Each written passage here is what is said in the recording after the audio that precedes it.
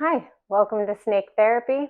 I'm Shira, and this is Anu, and we're super excited you're joining us today. In this episode, we're going to talk about the concept of snake therapy, what it means, and what effects it can have on people. And I'm going to give you some background on myself and the years of experience I have watching it in action. It's not just some weird notion I came up with. It comes from actually witnessing it firsthand on many, many occasions. For those of you who already like or keep snakes, this may just affirm things you already thought, but what I hope most is that it inspires you to explore the idea a little bit more deeply. For those of you who are less familiar with snakes, I hope that it opens your eyes and minds even just a little bit to the world of opportunities for growth and healing that snake therapy can bring. Either way, I truly believe that if you stick with me and subscribe to this channel, you're going to get some insight or knowledge that you don't already have. And at very least, a solid dose of positive, rewarding reflection on what it means to be a healthy human. So hit that subscribe button while you're thinking of it, and let's dive in.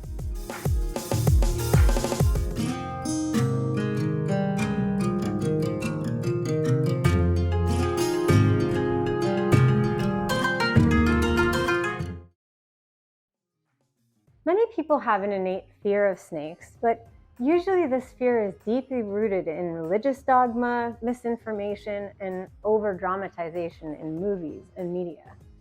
Most people who fear snakes have never actually spent time interacting with one, and more often than not, their opinions are changed as soon as they do.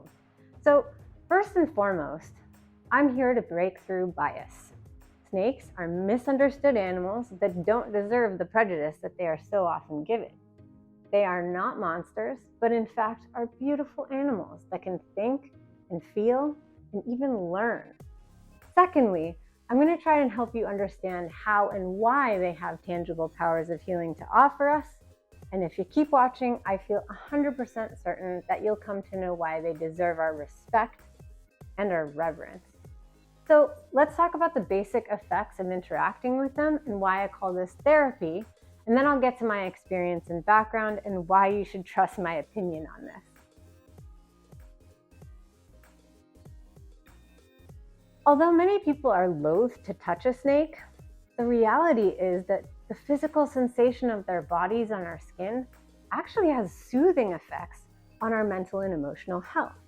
I often hear people exclaim with surprise and delight at how smooth and silky the snake feels, or how good it feels as the snake's body moves through their hands.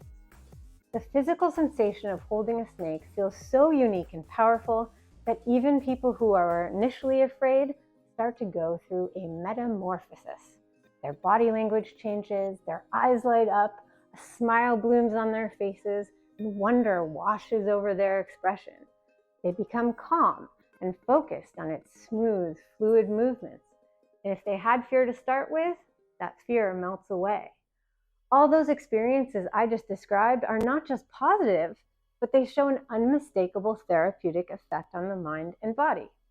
The calm signals a slowing of the heart rate, proving a reduction in anxiety.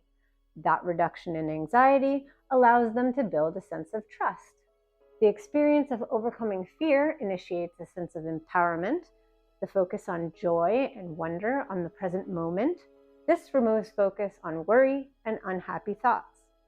All of those are therapeutic experiences, and that is why I call it snake therapy.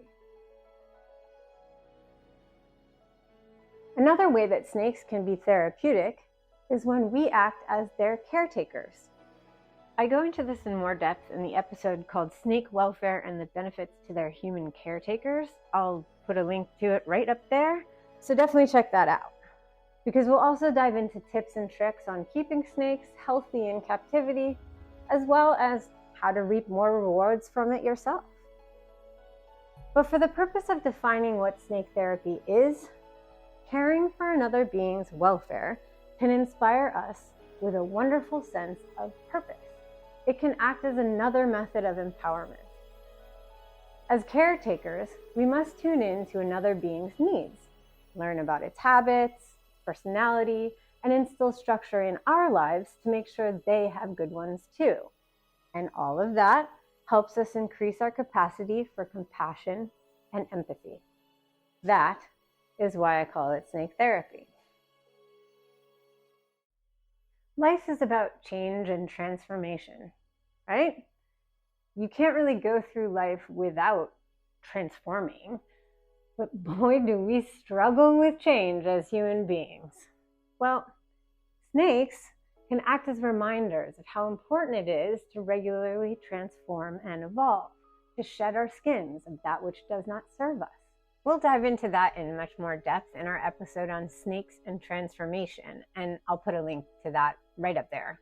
But think about it this way. When we work with a psychotherapist, that work helps us reflect on who we were, who we are, and who we want to become.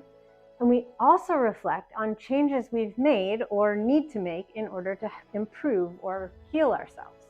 Well, snakes go through a laborious and significant transformation of shedding their outer layer of skin every month or two. Just bearing witness to that can act as a meditation on some of the same lessons we get from psychotherapy. And that is why I call it snake therapy. Even if I've already convinced you of the value here, I think it's relevant that I share a bit of my story now. I don't just expect you to trust me without understanding how I arrived here and why this is such important work. So let's start with the fact that I was not always a fan of snakes. When I was a kid, I was startled by a wild snake when I was playing by the side of our neighborhood pond. Now, not only did it catch me by surprise, and surprises can be scary, snake or no, but what a strange creature this was. No arms or legs, that foreign method of movement, not to mention all the mythical stories about snakes being evil or out to hurt you. This led me to become absolutely terrified of them. Fast forward to my late teens, and a friend of mine finally convinced me to hold his pet snake. The shift in my perspective was instantaneous. I was stunned at how beautiful this animal was, at how soothing it was to feel its body against me, how gentle he was. My terror was completely transformed into fascination.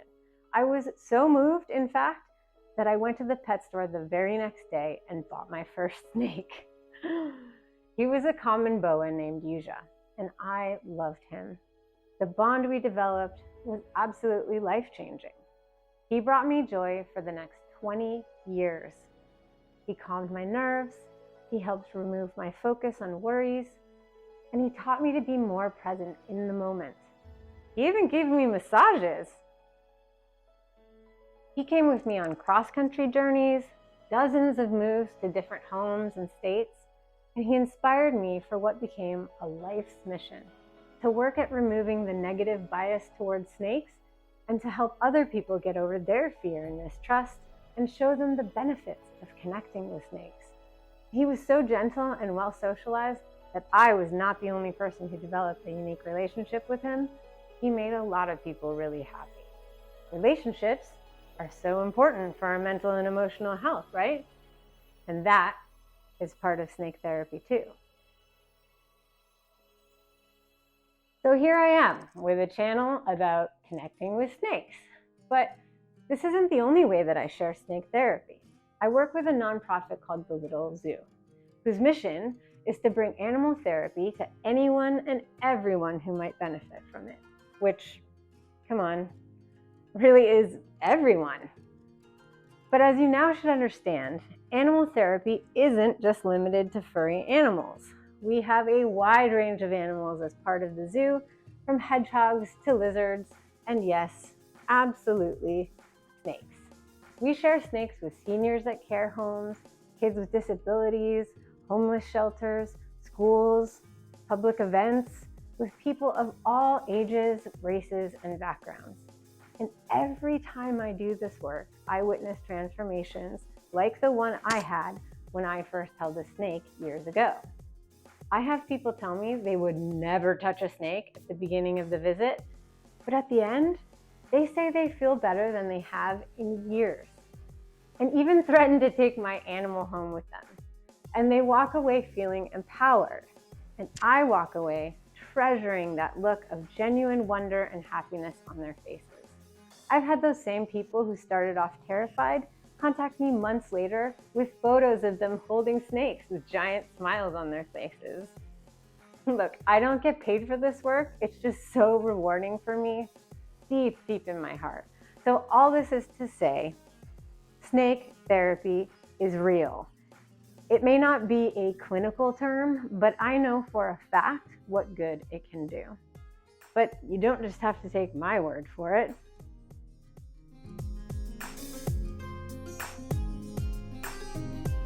Please check out the Little Zoo's website. It's in the description below. And if you believe in our mission, please do consider donating. And if you're in LA, please reach out for a visit.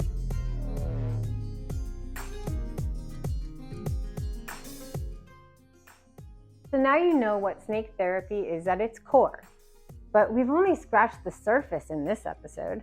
There's more to this that even people who already have snakes of their own can benefit and learn from. This is just episode 1 after all. So please take a second right now, like this video and subscribe, hit that notification button, and keep exploring with me. There's so much to slither through.